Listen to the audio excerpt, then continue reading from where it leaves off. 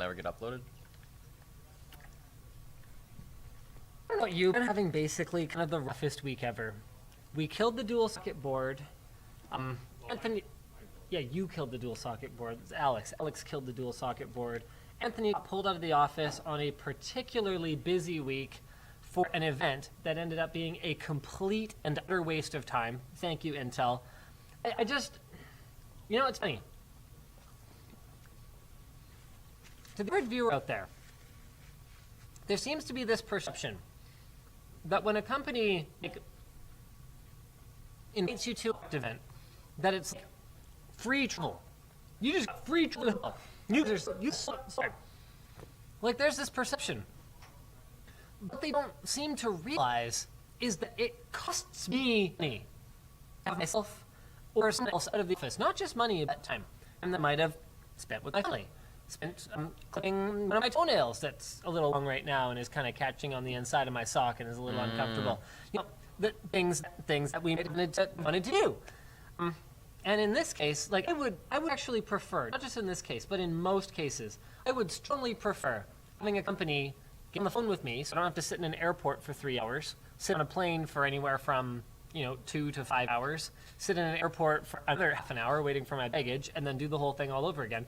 I would strongly prefer if they just got on a phone, gave me a PowerPoint presentation, we can understand and just someone where so that we can test it in the comfort of our lab with our equipment and all of our stuff that we can bounce ideas of, good stuff. And you haven't even mentioned the opportunity cost of Anthony not being here, Anthony being in an airport instead of being productive. Exactly. So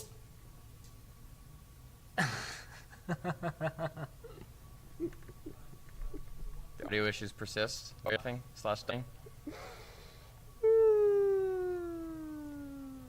It's very bad. Good thing. We're looking to the I don't know what to tell you. I can't. It's anything. We just do. This is I want them to impulse you. And this complete no feed bill. So anyway, it has just been a week. Having people out. I've been sick this week. Alex is going to be out next week, so one of the videos that he was supposed to get done this week, but he was busy breaking a motherboard, didn't get done this week, so it means we have to do more next week.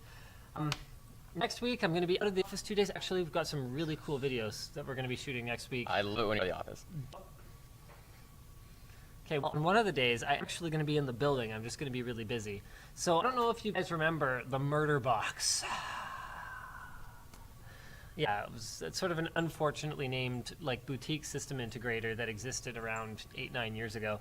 Anyway, Charles, the guy who was running it, eventually decided to do just a case, the MDPC X, Xforma, okay, I can't remember what it's called. It's freaking awesome though, it looks incredible. So he's got a full system built up in it, including metal hardline tubing with like these gorgeous bends and stuff.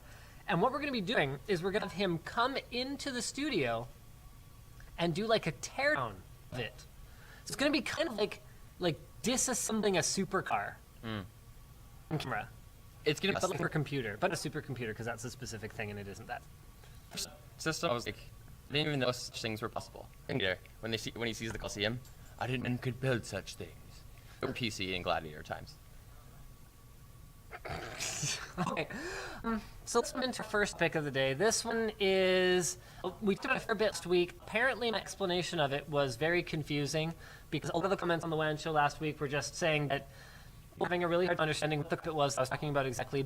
The GeForce Partner Program, NVIDIA is claiming that this is reducing confusion for the consumer. But according to an article written, according to an article written by OCP, it appears to be a means for NVIDIA using its stranglehold over the supply of the GPU chips that its partners need to survive, using to basically force them to favor NVIDIA products over AMD products in their marketing, specifically in their marketing that talks directly about gaming. So, our source here is, this was originally posted by Clinton on the forum, and the original article is from Reddit. Seems to suggest, this is of course in /AMD, so take it for what it is. It seems to suggest that the first victim of the GeForce Partner Program may have already been unveiled. So Gigabyte introduced a new AMD-oriented external GPU box, and the branding is different from their other external GPU box. So actually one of the GTX 1080 based ones, and it uses the X branding. Well, these new AMD based ones, oh, this is like a deep in these links to find the actual, where's the... There you go. It isn't different. It's just way more basic. Yeah, space and just X580. That said, it does have gaming in the title, which hopefully is an indication that, contrary to the rumor, partners will at least be able to use like game or gaming in the branding for their AMD products. It's a descriptive word. Isn't it aside that the gaming is their line of gaming? Yeah. Able to do that. Well, Take a little chip off the top of it. so the rumor was, though, that NVIDIA would be forcing their partners to actually rename lines that had gaming in them for products that were not GeForce. So It's still compressed though, because if you look at some of the Amazon links to these specs that have been whether it's debuted in physical form, the Amazon titles still have those markers in there, and like, I'm assuming they're going to be taken away eventually. So maybe it's still a rollout here that we're witnessing. yeah, so it looks like there's some things that still haven't been updated. So some Amazon names apparently have been updated. Well, not for insignias like ROG Strix and MSI Gaming, but for the actual names themselves. Some have been updated and some of them haven't. Do you have any examples of that? If you go to the forum thread, there's a bunch of examples now, not just the Aorus one. All right, let's go ahead and pull that up here. So update number 2, yes, MSI seems to have removed all their gaming from AMD graphics cards. Only NVIDIA ones have the gaming branding on them now. Let's see if we can find, yeah, this thread is like really going. Here we go, check this out. Oh, so this is an example of one that has not been changed yet.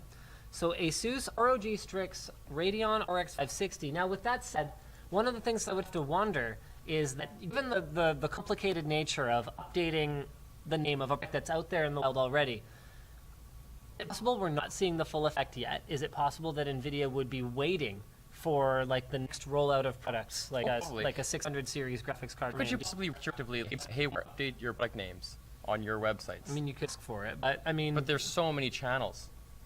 Yeah, there's the websites, there's the little like tag on the actual shelf, there's flyers that they would be working out on, there's all kinds of promotional materials that would be very difficult to change. And there's multiple marketplaces. Amazon isn't even in Australia. Presumably Australia has some other e-tailer that's big that they'd have to communicate with. Is PC Case geared? Amazon PC online retailer. I'm trying to remember who the big ones are down there. Wait, did I search for Amazon? Australia. It has just been, it has been such a week, man. Like, such a week. Scorptech is one of them. That's mods on the forum. Used to work at Scorptech, but doesn't anymore. So that's really all I know about them. Did he used to be Australian but isn't anymore? No, still Australian. Oh, still super Australian. Can happen. This was originally posted on the forum. One question. Yes. There's some fear. You talked about the supply and videos on the market being a bit of a stranglehold. Do you think that is to people, influencers and media who don't want to speak out or disparage this move in video because they're afraid that they're going to be sourced the GPUs that they're meant to make reviews and editorial content? Okay, so that is a good question. Here's the thing. NVIDIA has to, if they're trying to create a competitive advantage for themselves, they have to do so without creating a bunch of negative sentiment amongst the consumer base, sort of. Actually convinced, like, NVIDIA I would describe as sort of the individuals that I know there. Everyone that I know that works at NVIDIA I really like on a personal level. To describe them corporately, I would say they're a little bit arrogant. But I'm not necessarily saying that they haven't earned it in a sense. Like, it comes with having, I think it's like 75% market share or something like that in discrete graphics. That's in terms of unit sales, not in terms of dollars, which, given that they have much higher end products than AMD has at this time, are pretty significantly different. So I'm not saying that they haven't kind of earned it. But we're the stewards of sentiment. So here's the thing. NVIDIA doesn't really have to care about the sentiment now.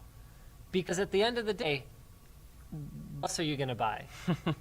You can find stock of anything. So people are basically buying whatever they can get, for one thing. And for two, NVIDIA is in a position where in certain segments, they really are the only product that makes any sense, especially at the high end. So with that said, NVIDIA still seems to somewhat care about their public image because you never know when AMD might turn around and release something that turns them on its head. And if people had like this pent negative sentiment towards NVIDIA, it could on them then. When you say, what are you talking about? Are you talking about HEDT? Yeah, I'm talking about, well, Intel uses that terminology. So, Okay. Yeah. If you talk about server stuff, then does this really apply? Because isn't this about consumer grade? Yeah, I'm talking about end consumer. I mean, AMD doesn't have anything competitive with the 1080 Ti. Not even close. Got 'em. That's it. Yeah. All right. And I mean, as for Vega 56 and Vega 64, I mean, even before the mining craze, they weren't that competitive. Like, they were okay. Vega 64 wasn't. Vega 56 was. But you haven't been able to buy a Vega 56. Like, what? Where are you supposed to get a Vega 56? And you think that when they were deciding whether or not to make this move and how to spin it and whether or not it would give them best, they thought, you know what, nobody can buy anything because of crypto. They really considered the crypto mania and the availability of GPUs, and they're going to get away with this. I think so. So I think that the timing is a big part of it. And then I think the other thing is, like, why not? It's to get the press to buckle. Well, it's because they have far less of an impact on our livelihood than they do on their partners who rely on them for chips. Like, if we would be more worried about YouTube than I would about NVIDIA. If YouTube were the kind of company where I didn't feel like, they could accept criticism. As it is, I can tell our YouTube rep stuff that hate about the platform to his face, and his job anyway is to get feedback and actually try and make it actionable and try and improve things. But YouTube does actually care. We're his client. Yeah, we're his client, but he's also our. That's actually an interesting way of looking at it. So we're his client, but we're his client in a way where NVIDIA's clients are not as much, because NVIDIA could just find someone else. Whereas once you reach a certain point as a creator, it's the same way that YouTube doesn't really focus much attention on the small creators that are replaceable. They do focus attention on the big ones that are difficult to replace. Mm-hmm. I think from NVIDIA's perspective, pretty everyone can be replaced at this point. It literally done it. XFX used to be a major NVIDIA partner, especially in North America back in the day. It was like 1, 2, EVGA, XFX. No, ever since XFX defected to AMD back in, I think it was the 4000 series days? Don't put me on that. Might have been 3000 series. Anyway, then, ever since then, NVIDIA basically went, okay. If you're going to defect, if you're going to go from being exclusive NVIDIA, remember, this was at a time when NVIDIA was in pretty rough shape with some hot-running cards that didn't perform that well. If you turned and run into the arms of AMD, good luck with that. We'll just find someone else to replace you. And they did. When BFG disappeared, so BFG was another sort of top-tier partner for NVIDIA in North America. One of their big things was that they offered a lifetime warranty. When BFG disappeared, NVIDIA didn't, they didn't vote and try and find, quietly fund through, venture capital, someone to take over the brand and continue it. They just kind of went, them's the breaks. And if you think about it, that has been the strategy with board partners since the time. Like, I could probably name half a dozen board partners off the top of my head who existed at one point, at least in North America, and don't anymore. Let's try. BFG, so we got one. There is Chain Tech. There's another one. There is, let me think, Gainward. There's another one. Gainward used to be like Halo tier products. 8-bit, I think, built in GPUs at one point. On entirely now from the motherboard business too. Dang, is that? That's pretty good. Shoot, I think that's all I've got. I mean, and then there's like the really old stuff, like back when 3D Labs, I think, used to do graphics cards. I don't think they ever did NVIDIA ones. 3D Labs, Creative. Did Creative do them? Before ATI acquired FireGL. Diamond. Oh yeah, Diamond Multimedia. Sorry, that's the one I was thinking, not 3D Labs. Diamond. Okay, whatever. That's 5. That's 5. I did have to Google one of them, so it's kind of cheating, but that's not really the point. The point is, I think NVIDIA is in a position where they feel like they need their partners a lot less than someone like YouTube apparently does with us. So let's see how this continues to play out. So they still have that power, and they don't really care. It doesn't matter. This sentiment isn't compared to the power of their market position, so it doesn't matter. But I think that they wouldn't also risk going to press directly with some kind of an agreement that you can only mention gaming with NVIDIA products and then a gig order if you talk about it. Because if they ever showed something like that to anyone in the press, it would be out there. Yeah, let's remember that it was AMD who originally kind of leaked this or let it be known. Because the press has so much less to lose with NVIDIA. Like, worst case scenario, if it doesn't fix cards a year. At the rate that lately, with them releasing like 2-3 fixed cards every year, like, it's even bad. It's like, sure, focus. Episode those video cards. Okay, that's true. And then Nvidia Group's bankrupt. Fixed cards. Budget cuts, man. Hey, why don't we jump into one more quick ones I here? want to talk about this one. You want to talk about the first of the second? Since it broke. All right, we'll talk about that in a minute. First, we got to talk about our sponsors for the day. Where's all our sponsor stuff? Is this I it? think they'd be behind us. You're a vegetarian, right? Yeah. So I'm the only one eating savage jerky today? Yeah. That's a real shame because it's pretty delicious. Yeah. I'm gonna jump right into the savage jerky spot just because that's like actually not as hungry as I normally am on the WAN show because I was eating. Because you spent half of the show eating people's ears in 7.1. Oh, I sent so many bags of maple buffalo bacon. This is like 8 of my week. The flavors as well, including some super spicy ones. It's good. Let's get through the points. I'm drooling. Sorry, stating. Jerky is made with ingredients with nitrates or preservatives. The goal was to create a snack that's flavor and good for you. They have 13 different flavors of jerky, including maple bacon. The mojo is really good. The traditional is really good. What are some of the other really good ones? Hold on. Oh, the pepper and sea salt is really good. And then they've some super spicy ones, like the ghost pepper one, the reaper one. Also salivating for the record. Also make barbecue sauce and a spice from their Carolina Reaper hot sauce. Uses one of the hottest peppers in the world. It does that. The ghost pepper, just kidding, it's the Carolina Reaper. Duh, it's called Carolina Reaper hot sauce. You can use for code LTT to save 10% of your fucks. That legitimately looks like a piece of bacon. It is a piece of bacon. What do you think it was? Oh. Well, what's it? Oh, bacon jerky. It's bacon jerky. Oh, I didn't know it was a thing. It's a thing. It's a good thing. Jumping into our next topic, our next sponsor, this is also a good thing.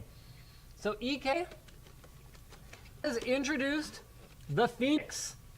And if you notice that their previous modular water cooling system sort of went away, fixed name. What does it mean? And it makes sense, right? So this is our next generation improved air water cooling solution. It's designed around quick disconnect couplings, bringing a modular approach to connecting and expanding your loop. So it gives you the freedom to decide which components you want to cool down with. And all the packs not only come with the box and tube pre-assembled, they actually come pre-filled with water and really high-quality quick disconnects. I believe these are from Colder. I think that's what the company is called. Key special connector that allows for, yeah, they don't actually say on it, but I'm pretty sure when I looked into the best quick connects, way back when I was doing like system development at NCIX, I came across these. They're super expensive, but like they do like 0.01 mils or something like that. Like when you take them, basically just the surfaces are damp to the touch, and that's it. Wow. And the flip is it's durable. Sure, it's significant. It's not that bad compared to other designs. That's really cool. It, like just like between the super simple AO to the more intense enthusiast ones. I like it. So it's enthusiast performance, but with AIO simplicity. So they can pre-filled, so you can just clip them together, and the CPU cooling module and GPU cooling module can be connected to the radiator core module in any order separately or together. So you can check it out at ekwb.com or through the link in the video description. Whoops. Bring us to sponsor. Wait, where did this thing go? It's behind you. It is? Yes. Oh. And behind me as well. Are you gonna do the demo? Like, is this set up? I think the plan is to do a demo. Oh, okay. Oh, well, is this playing the video? All right, no, fine. Do it. Okay. So, good sponsor for today is Sewell Direct. Their HD Link HL24 HD over any two connectors allows you to use whatever cable you've already got somewhere. Like, maybe your is running through a wall or whatever. You can use any two cables to send an HDMI signal. It's up to a 2-mile range with a good conductor, and it can work on literally anything that is conductive. So James is about to demo it, we hope. So we've got a laptop behind me. James is in the way of it, so it's kind of hard for you guys to see. I think you just can't see it. It's way over there. Oh, well, you can see the keyboard. There, you got a laptop. We've got right here going into, and then we've got. Blinky green light. Is this just on input? It could be. And then we've been trying to do a demo. Anytime you try to do a demo, it doesn't work. It's like, it's gonna be like some kind of law. Colton, did you actually do this? That's not Colton. That was Taryn. Well, that might be your problem. It wasn't even set to duplicate. Oh. Well, now I changed it. It should be HDMI.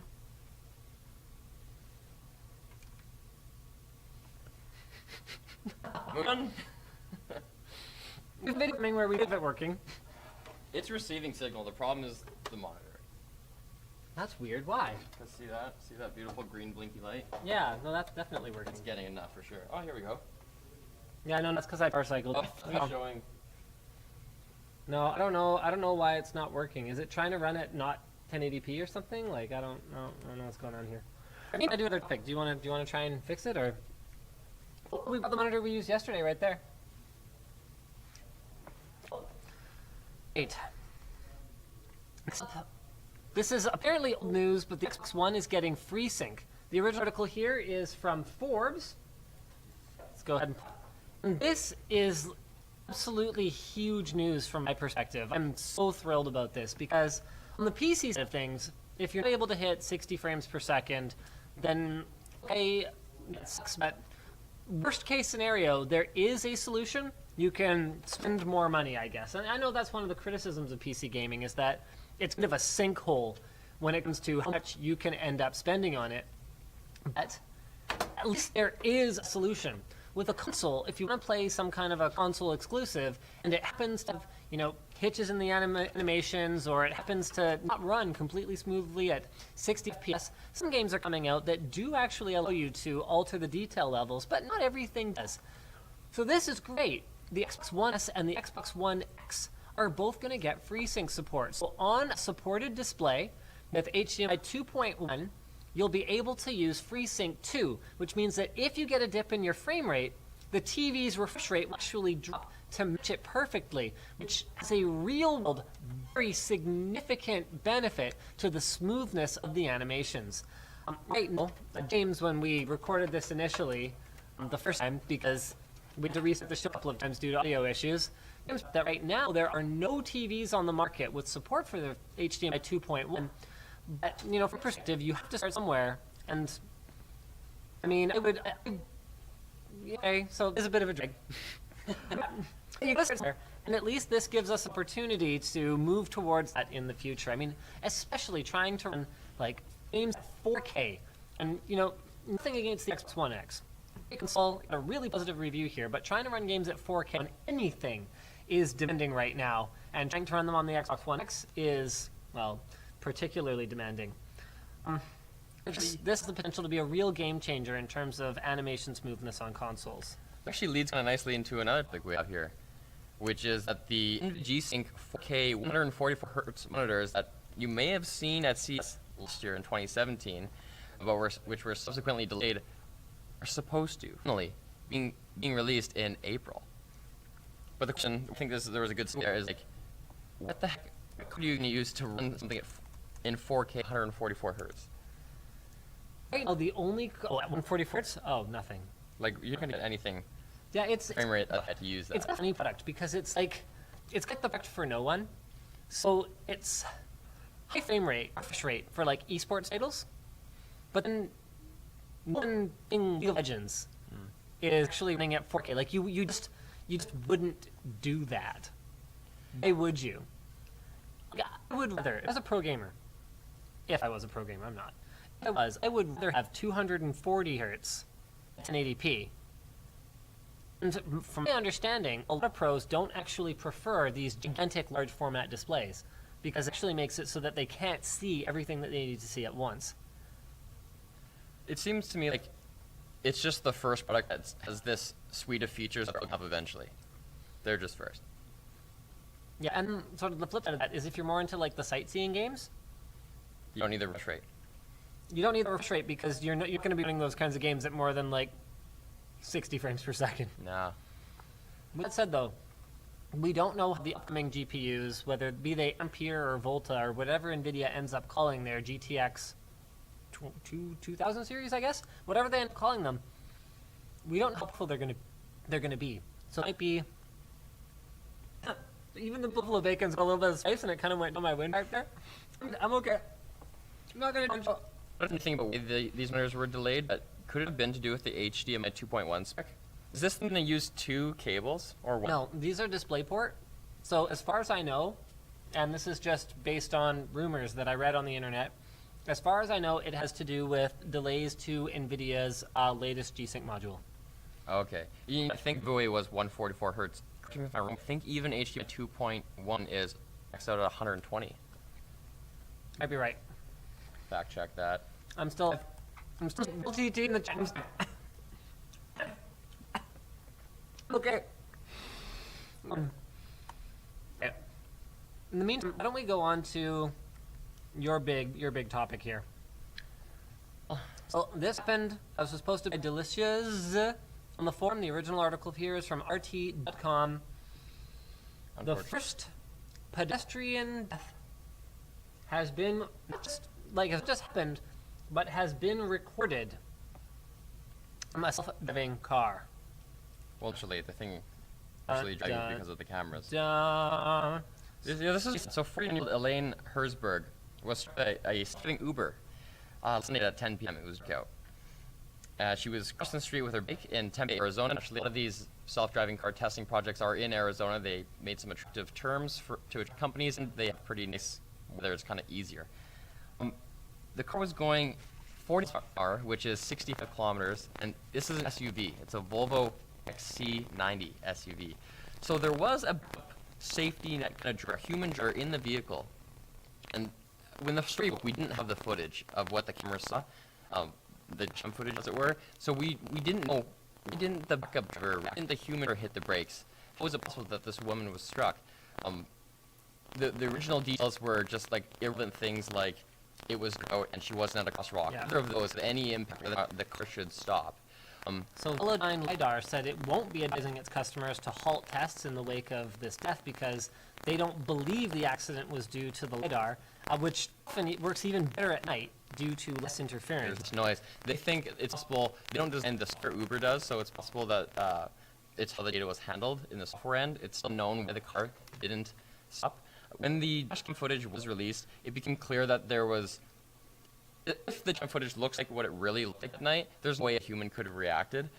She basically is not in there. Like she is crossing the street like in a show or something like that. And even the driver, there's interior footage, and you can see that the driver is looking down and not paying attention. Even if they were paying attention, there's nothing they could do. The media was focusing on the driver and how this person has like a previous criminal record and whether or not Uber's like policies like should have hired them. It's completely irrelevant.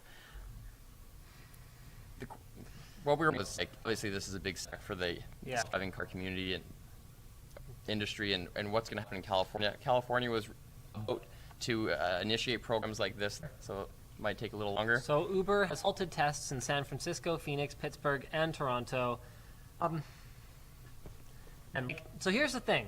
On the one hand, you're going to have the, I forget the terms for them, but you're going to have the pragmatists that are going to go, well, you know, it's one human life in the grand scheme of how many can be saved in an autonomous future.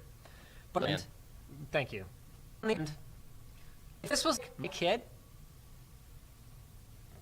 like there's no amount of like people getting to serve in the future as anything to make this any better for me.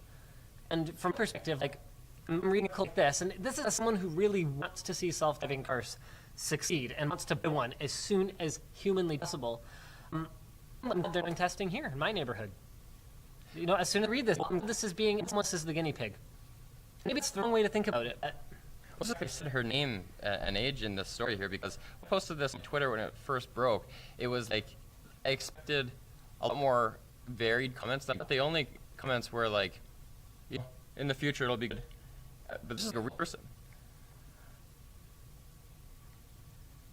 So, really, needless to say the tests occur without a juror present in the car, which I believe legally in Arizona, Yeah. with the cusp of being in California, are going to be delayed.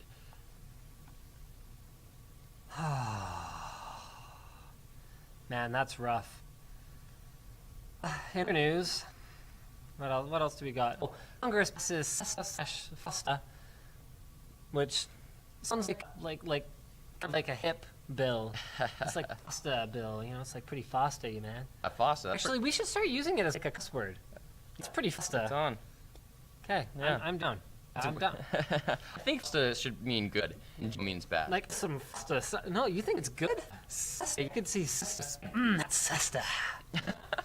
Nasty. But it's FASTA. Yeah, it's FASTA. Okay. This is ostensibly curbs on sex trafficking. There are some critics that say it's going to increase online censorship, stifle innovation, and make everyone less safe online.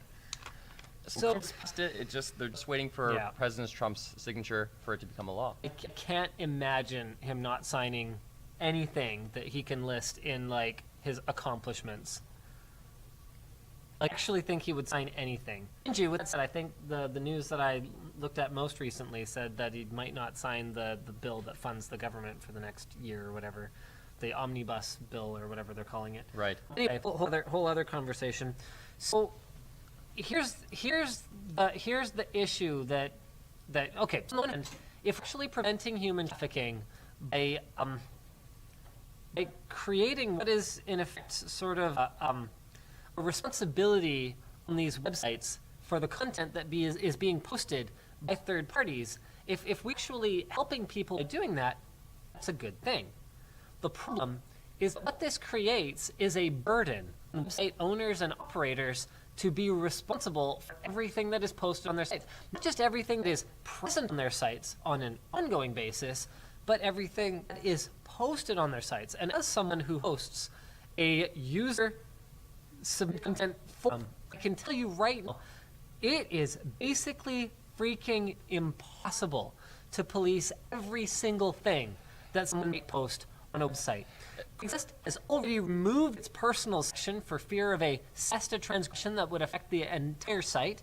Which demonstrates that the community is interpreting this as too heavy of a touch to want to risk. To even want to like a chance of running a full of. And there's the Other website, the personal data is not a trivial part of Craigslist. really, tell me more. You know, there's we met.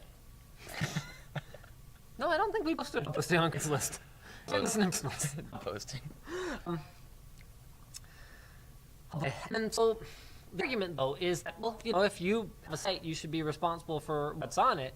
And so, you know, companies like Facebook or Twitter, for example, might be able to build, you know, AI or algorithmic protection mechanisms to keep offensive content from being posted. But one of the arguments against SESTA that says it could stifle innovation is that small companies, like, say, for example, Floatplane Media Inc., What's that? might have access to expert leaders and the same kinds of monitoring algorithms that a large company would, and might just run the risk of having to say, you know what, look, we can't afford to get buried in legal fees because we're like in sex trafficking because like something website and we didn't see it for 20 minutes, and then it just shut down, which could hurt the ability of the next Facebook competitor to spring out of nowhere, which, I mean, you know, I don't think anyone sees anything on the horizon like that. But putting more barriers in place is not the solution. And I can tell you right now, like, it's already challenging. So Flowplane had a heck of a time getting credit card payments approved. First, the payment processor, and this is all because of their underwriting bank that was requesting all this crap. And I'm kind of sitting here going, what do you guys care? Anyway, so their payment processor wanted to see a fish site before access to the actual API hook to integrate into the site. But it's an egg thing, isn't it? They could develop a payment processor go and say, that's a little too blue. We're going to pass. We're just going to pass. So they did that. Then we had to get on this conference call with them where we had to explain a couple of things. Number one is how we were going to monitor user-posted content. And we're kind of sitting here going, well, like, it's us, like our sister company, and like our friend Kyle I think this is going to be an issue. Comments, no, really not. Yes, but comments a little bit easier to moderate because you can. It comes down to imposing on websites the restriction that you'll just have to kind of. Like you'll have to effectively make the comments a little less open and a little less free, because we could cut down on people being able to post GIFs, for example. We could cut down on people being able to post links. Those are pretty easy ways to keep, sex traffic. That's there for certain. Will make in effect our comments more censored than we otherwise might have preferred to have them. So anyway, the other thing they wanted to know is what the plan was to keep adult content off the site. And we're kind of sitting here going, I'm not going to name any names because it has really been that kind of week. Our week's been fine. Great, good. I don't want to get into it. We're kind of going, hey, there's nothing in your terms of service that says anything about adult content, for one thing. Two, we can't keep our terms of service updated at all times. And I kind of go, what are you talking about? That's why we have to explain the internal terms of service to people. So in terms of service, Yeah. in terms of terms of service. great question. A great audience. One, in your terms of service, and two, we in fact at least one major site that does offer adult content that uses for years. That's right. Still. Anyway, after the whole interview process, we managed to get approved. We're getting the code integrated. Naturally, the Sense API totally doesn't dive with the actual one, so it wasn't just plug and play like it's supposed to be. That's why Luke's not here. He's working on it right now. We're hoping to have credit card processing working pretty soon. Anyway, coming back to SESTA FOSTA, the issue here is that putting more barriers in the way of small online companies has a real impact. Like every week that we spend dicking around with some kind of regulatory thing is a week that we can't be doing apps and services that make creators and their viewers happy. And it's very frustrating. That said, the human trafficking is a travesty and a living nightmare for the people that are involved in it. Well, on the one end of it, not the other end, I don't think. I think they probably sleep fine at night. Somehow. And, you see something about it, but it just doesn't really seem like this is it. Here's an answer, or an way to go. This is kind of related. Have you seen this? This is state legislation pending in Maryland, which would force internet service providers to block sexual content by default until the internet user does the following. Requests in writing that the capability be disabled. Presents identification to verify that a particular user is 18 years old or older. Just receiving, like you've got to wait for something to mail, receive a written warning regarding the potential danger of deactivating the digital blocking capability of this sexual content, and sticks as a digital access fee. I don't know about you, but if I really wanted to look at porn on the internet, A, I wouldn't pay $20 for it, and B, I could not wait that long. And we did talk about this last week. All right. Well, sucks. That's just Hey, so this is to C2 mid on the phone. Elon Musk has gotten involved in hashtag delete Facebook. No way. So the article here from the Guardian. This is deep context source. This is, if you don't know Facebook's in trouble to begin with, we're going here. So anyways, Facebook sees it as a platform instead of just an ad company, so they don't care about giving away tons of personal data, which would be very valuable to an ad company like Google, even to developers who are going to develop Facebook apps because they want to be a platform like Microsoft. So it's in 2010 was if you were building for Facebook, you could access to a ton of profile data, not just from the people who use these, but from their friends. So what happened was a psychologist professor at Cambridge made an app, paid a couple 100,000 people to take a survey, which is what it was for, and access to all those users' data on Facebook, which amounted to 50 million different profiles worth of personal data. Then was against Facebook terms of service given to Cambridge Analytica, a company. It's against the terms of service because once you get this data, you're not able to use it for any advertising purpose, which is what Cambridge Analytica ended up doing. Use it to make highly targeted ads to target these people in a very specific way. All these 50 million people, they served 10,000 different nuanced ads to kind of sway the American election.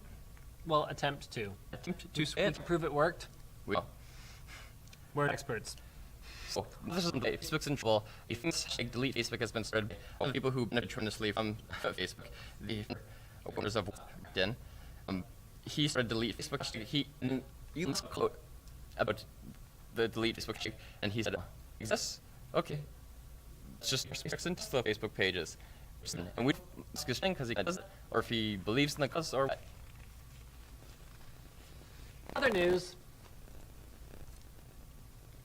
By Gamers Nexus. What? What are you talking about? Look at this. We were Gunslinger and Gamers Nexus. Almost for the leaderboard for the NVIDIA 8V. What leaderboard is this? This is 3D stream. Oh. Bastard. Well, promises that we'll take a look at it, but I don't like seeing Canadian flag all the way there. That's no fun. That's weak. Sorry, just everyone. Oh. So no comments on the Facebook thing, rough. eh? What specific way you just handed me? I don't really have anything to say on that one. Apparently the audio is a mess again. I don't even know what to tell people. You want to talk about ray tracing? No. I don't know. What else is there? I had enough of this week. Goodbye. Until next week. Same bad time, same bad channel. Goodbye.